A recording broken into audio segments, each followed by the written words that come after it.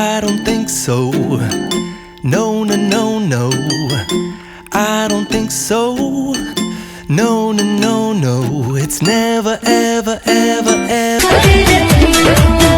कि एक्टर अक्षरा सिंह और सिंगर भी हैं ये पवन सिंह का और अक्षरा सिंह का काफ़ी टाइम से रिलेशनशिप था, लेकिन अब क्या हुआ, इन लोगों का ब्रेकअप हो गया, जिसमें अक्षरा सिंह ने लाइव आकर के एक सॉन्ग में, एक शॉर्ट वीडियो में इन्होंने डायरेक्ट गाना गाया है कि बदनाम करके मुझे क्या मिल रहा है, ऐसे करके सॉन्ग है।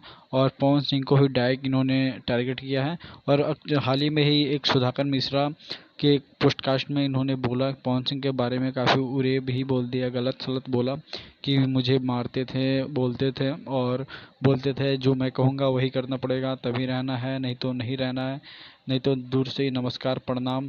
तो हेलो एवरीबॉडी, अभी हमारे तक चैनल को सब्सक्राइब नहीं किया तो चैनल को सब्सक्राइब करके जरूर रख लें, क्योंकि भोजपुरी से रिलेटेड आपको यहाँ पे हर एक खबरें मिलती रहती हैं पहले ही।